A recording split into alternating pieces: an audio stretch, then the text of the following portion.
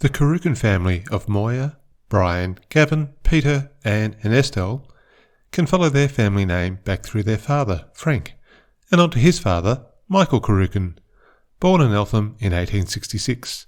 The Carrucan name can be followed back through Michael's father, Peter, who was born in Ireland in 1837, and he emigrated to Australia in 1857.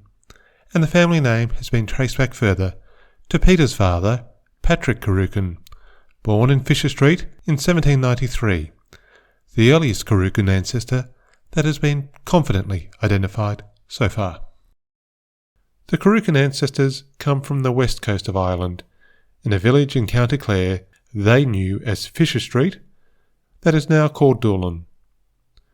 Peter Carrucan was the fourth of 7 children for Patrick and Bridget Carrucan.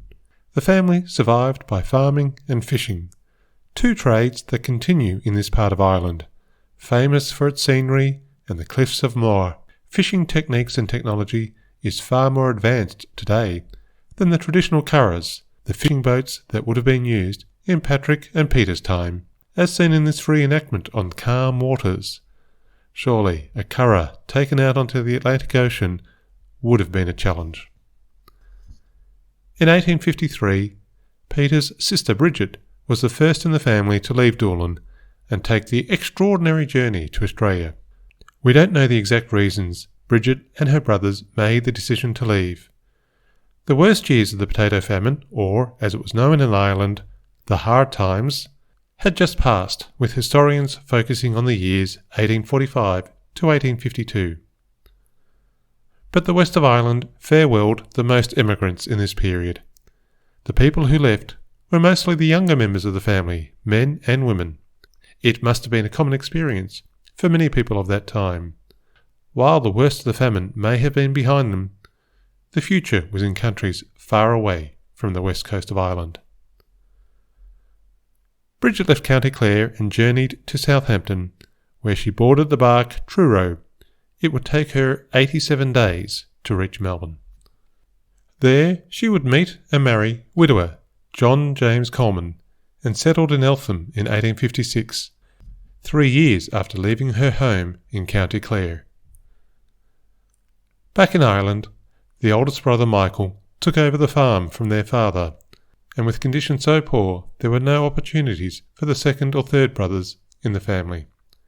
So, in 1857, Patrick and his wife and 24-year-old brother Peter would follow their sister to Australia.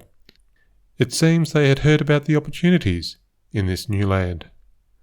Their journey took them to Liverpool, and then onto the 3,000-ton, 3-deck American clipper Guy Mannering, and the journey to Melbourne took 90 days. This map of a similar journey, taken about the same time, shows the 90-day route from England to Melbourne. Travelling in sailing ships for 3 months was a very different experience to the 24-hour flights we can take from the UK to Australia today. Peter Carrucan's fiancée, Hannah Woods, also from County Clare, had taken the same journey to Melbourne on the 1,000-ton ship Echunga, leaving Liverpool on the 30th of May 1857, arriving in Melbourne about 2 months later.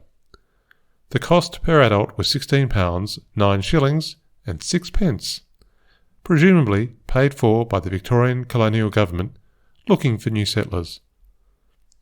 Fortunately for Hannah, she had a safer journey in 1857 than when the Echunga visited New Zealand in 1868.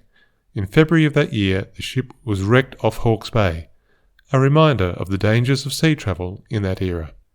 Their arrival in Melbourne would have been a welcome return to dry land, and it would be the start of the next chapter in the story for Peter Carrucan and Hannah Woods.